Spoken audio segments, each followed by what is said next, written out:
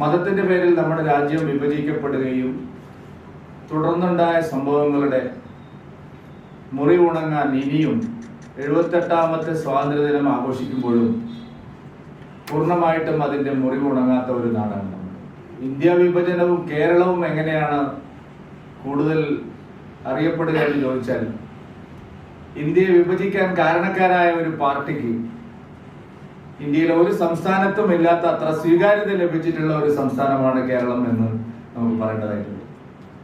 അതേ മുസ്ലിം ലീഗ്, ഒരിക്കൽ പണ്ഡിറ്റ് ജവഹർലാൽ നെഹ്റു ചത്ത കുതിര എന്ന് വിശേഷിപ്പിച്ച മുസ്ലിം ലീഗ്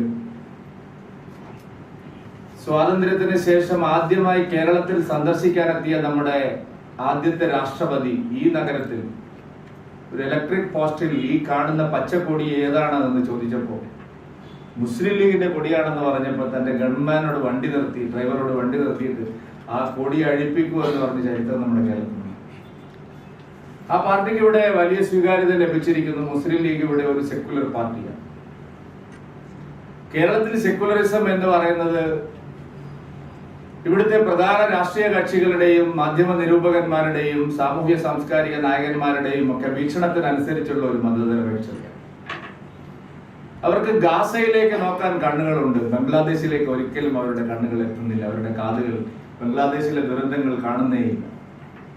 ബംഗ്ലാദേശിലെ അതിഭീകരമായിട്ടുള്ള ഹിന്ദു വംശഹത്യ കഴിഞ്ഞ ഏതാണ്ട് ഒരാഴ്ചയിലധികമായിട്ട് നടന്നുകൊണ്ടിരിക്കുന്ന നമ്മൾ ആരും തന്നെ കേരളം അതിനെ കണ്ടിട്ടേയില്ല.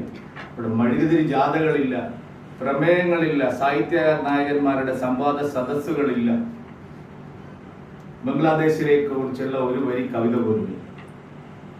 ആയിരക്കണക്കിന് ആളുകളാണ് കൂട്ടപലായനത്തിന് വിധേയമാക്കപ്പെടുന്നത്, പെർസിക്യൂഷന് വിധേയമാക്കപ്പെടുന്നത്, വംശഹത്യക്ക് വിധേയമാക്കപ്പെടുന്നത്. നമ്മുടെ സെക്യുലറിസം അത് കാണാനുള്ള കണ്ണില്ലാത്ത സെക്യുലറിസം. ഗാസയിലേക്ക് കേരളത്തിലെ എല്ലാ മാധ്യമ പ്രവർത്തകരും അവരുടെ ലേഖകന്മാരെ അയച്ചിട്ടുണ്ട്. ഞാനൊരു വിമർശനമായിട്ട് ഉന്നയിക്കുകയില്ല. ബംഗ്ലാദേശിലേക്ക് ഇവിടുന്ന് ആരെങ്കിലും പോയോ എന്നുള്ള കാര്യം ജിക്ക് അറിയായിരിക്കും, എനിക്കറിഞ്ഞൂടെ. ഞാൻ ബംഗ്ലാദേശ് സംഭവങ്ങൾ റിപ്പോർട്ട് ചെയ്യാൻ നമ്മുടെ മലയാള മാധ്യമങ്ങൾ ആരെങ്കിലും ഏറ്റവും ചുരുങ്ങിയത് ധാക്കയിലെ ഒരു ഐസി മുറിയിലെങ്കിലും ഇരുന്ന് റിപ്പോർട്ട് ചെയ്യാൻ ഒരാളെ നിങ്ങൾ അയച്ചോ എന്ന് ഞാൻ ചോദിക്കുന്നില്ല. കാരണം കേരളം എപ്പോഴും അങ്ങനെയാണ് ഈ കാര്യങ്ങളെല്ലാം കാണുന്നത്. നമ്മുടെ രാജ്യത്തിന്റെ സ്വാതന്ത്ര്യത്തിന്റെ ഏറ്റവും വലിയ ശത്രുക്കൾ ഭീകരവാദികളാണ്. ഇപ്പോൾ മോദി സർക്കാർ അധികാരത്തിൽ വന്നതിന് ശേഷം മതഭീകരവാദത്തിനെതിരായിട്ട് പല്ലും നഖവും ഉപയോഗിച്ചുള്ള ശക്തമായ നടപടികളുണ്ട്. അതിന്റെ ഭാഗമായിട്ടാണ് PFI നിരോധനം ഉൾപ്പെടെ നടന്നിട്ടുള്ളത്. ആ PFI നിരോധിക്കപ്പെട്ടില്ലായിരുന്നു എന്ന് നാം സങ്കല്പിക്കുക. എന്താകുമായിരുന്നു കേരളത്തിൽ ബംഗ്ലാദേശിലെ ഹിന്ദുക്കളുടെയും ക്രിസ്ത്യാനികളുടെയും അവസ്ഥയാകുമായിരുന്നു ഭീകരവാദത്തെ അടിച്ചമർത്തുന്നതിൽ മോദി സർക്കാർ ശക്തമായ നടപടി എടുത്തില്ലായിരുന്നെങ്കിൽ നമ്മുടെ കേരളത്തിൽ ഉണ്ടാവുമായിരുന്നു. അത്ര വലിയ ഭീകരവാദത്തിന്റെ വിപത്താണ് കേരളത്തിൽ ഉയർന്നു വന്നത്. ഒരു വേള, ഒരു ഘട്ടത്തിൽ ശക്തമായ നിലപാട് നാം സ്വീകരിച്ചു. കേന്ദ്ര സർക്കാരിന്റെ ശക്തമായ നിലപാട് സ്വീകരിച്ചു. ഞാൻ സൂചിപ്പിക്കാൻ വന്നത്, ആ ഭീകരവാദ വിധ്വംസക ശക്തികൾക്ക് ആശയപരമായ അടിത്തറ ആരാണ് നൽകുന്നത്? കേരളത്തിലെ രാഷ്ട്രീയ പാർട്ടികളാണ്. CPM-ഉം കോൺഗ്രസും കൈകാര്യം ചെയ്യുന്ന വേറിടൽ രാഷ്ട്രീയമാണ് ഈ ഭീകരവാദത്തിന് എല്ലാവിധത്തിലുള്ള വളവും വെള്ളവും അവർക്ക് ലഭിക്കാൻ കാരണം, അവർക്ക് പടർന്ന് പന്തലിക്കാൻ കാരണം. ഇത്രയും സെക്യുലറിസം രക്തത്തിൽ അലിഞ്ഞു ചേർന്ന, മതനിരപേക്ഷ ചിന്താഗതി രക്തത്തിൽ അലിഞ്ഞു ചേർന്ന ഒരു നാട്ടിൽ ഒരു സമുദായം രണ്ടാംകിട പൗരന്മാരാണെന്നും അവരെ വേട്ടയാടുകയാണെന്നുമുള്ള നിരന്തരമായ കള്ളപ്രചരണമാണ് ഇവിടെ നടന്നുകൊണ്ടിരിക്കുന്നത്. ആ പ്രചാരവേലയാണ്.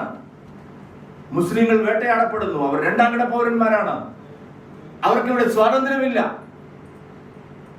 ഈ തരത്തിലുള്ള കള്ളപ്രചാരണമാണ് ഭീകരവാദ ശക്തികൾക്ക് വെള്ളവും വളവും നൽകി അവർ പടർന്ന് പന്തലിച്ച് ഈ രൂപത്തിലാവാൻ കാരണം.